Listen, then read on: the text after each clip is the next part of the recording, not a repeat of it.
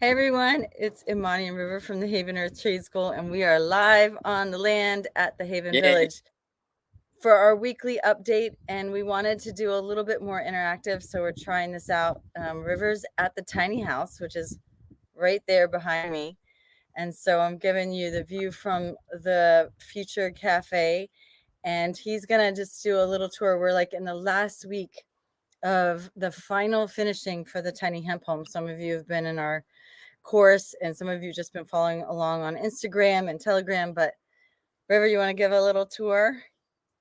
Sure. Um, Thanks, Imani, all the way up there at the house.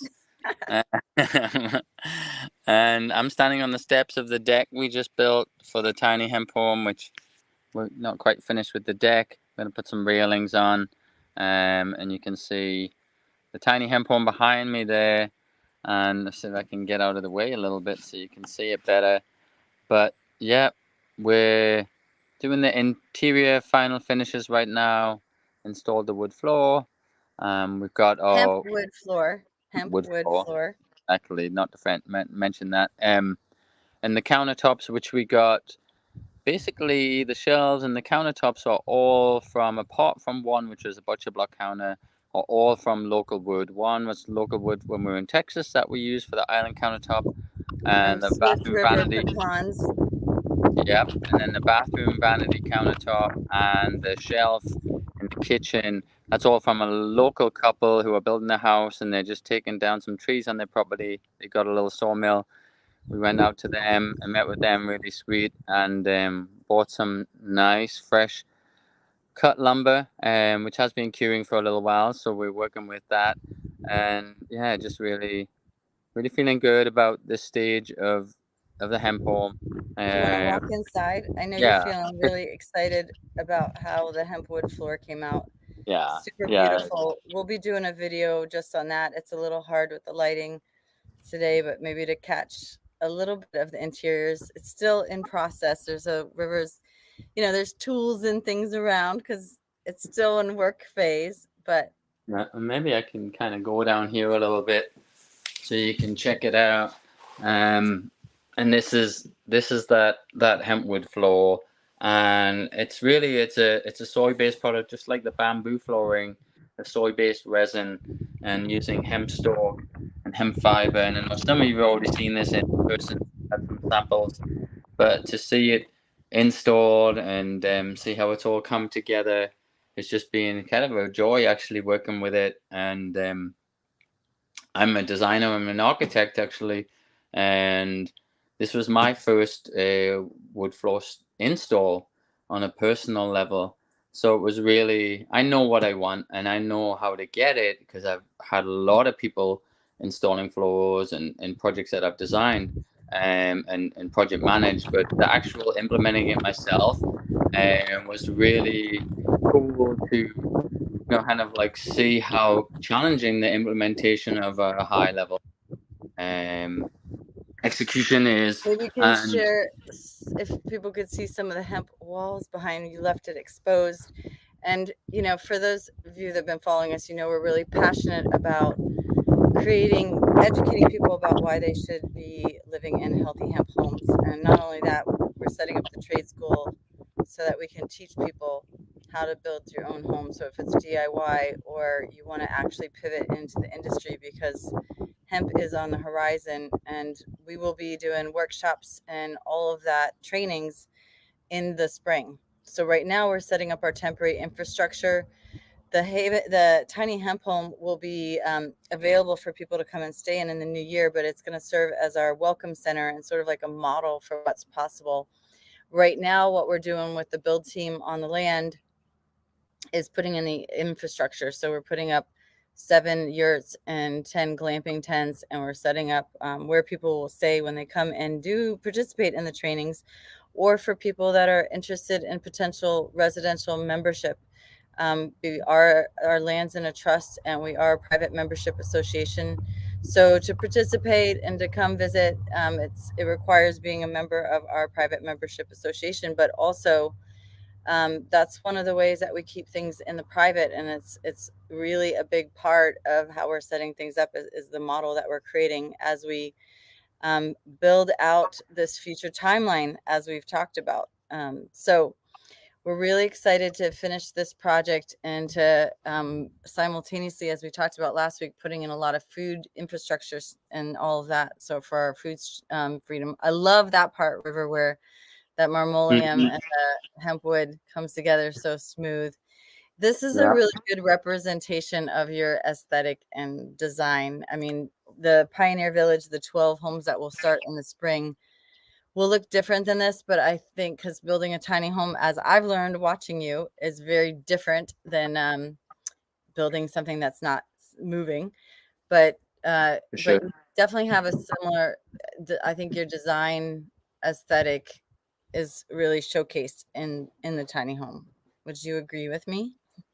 Um, No. I think, well, my design aesthetic varies. I have to say, I can really take on different things, but what really informed me, and this is what's really important, and we'll discuss in our design meetings, is about contextualizing design, contextualizing architecture, is really important. For me, the context really for this project was about truth to materials. That was what I was Mhm. always holding as a metric for the decisions I was making and the decisions I had made. And so, just like this metal paneling here, um, I had thought, oh, I'll just put some more wood paneling on the back wall here. Pine, fast growing, easy to work with. And then, we have a heat source here. And so I was thinking, okay, actually, maybe I need to introduce something that's going to have some heat resistance because I don't want the wood, if we're going to rent this out and all kinds of things, it's harder to control that. So I thought, okay, let's maybe put some metal backsplash in here. And then I was looking around on the land here at what was available because the previous land steward, Charles, had left many things. And I found these metal panels, and they were black, and I was like, okay, that's kind of cool. I cut them up, made them fit, and then got some of this product that rusts things naturally. Um, and it's here, and it rusts metal. So there's like this idea of kind of bringing this element of the metal, but in its kind of raw state. And there's a little bit of an industrial feeling to the design. Like I like this aesthetic that has an industrial edge to it because industry is a part of our nature, right? Um, just like this countertop is a part of the nature. I wish you Um, could really showcase how beautiful that piece of cypress is. It's yeah, so I it don't is. know if you can show It's the so edge, and it's a beautiful. little hard with you moving around so much, River, but when we do the showcase video, when we really get it, you'll be able to see, but there's some really beautiful ways that you've really showed the natural materials. Like, and for us, everything is about getting back to nature, but there is that merging of, I don't know if you're saying like the industrial aspect, but Well, like, I don't, it's like I think we live by that principle. It's like we're not to throw the baby out with the bathwater. Um, there's things in our system and in our ways of life that actually have been great developments. Um, Going back to nature doesn't isn't necessarily about abandoning all of the positive things that are being created and brought into our reality as a way to make things better, make things easier, to make things more robust, last longer, all different kinds of reasoning. Um, I and know for it's me, it's hard, but try not to move how do so we, much. okay, how do we explore them materials together with natural materials um, to create this symbiotic relationship between with what's natural and what's man-made.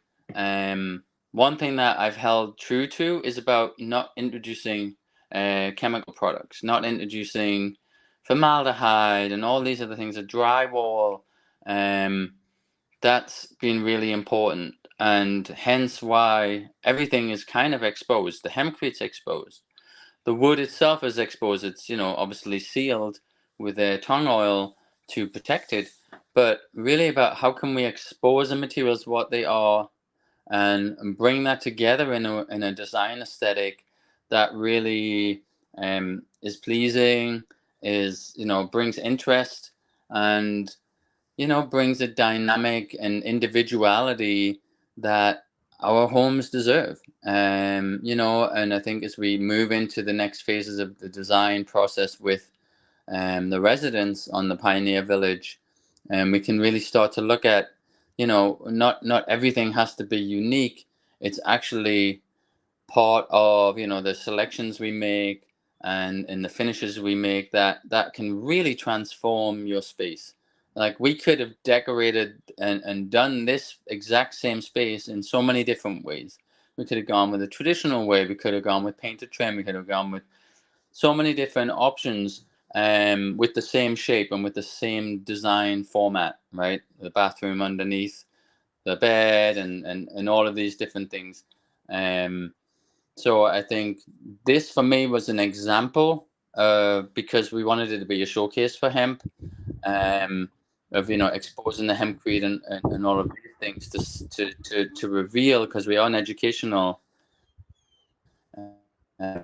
trade school, to enlighten people, as to the possibility of what these building materials hold, and and to excite So I'll people as to go on.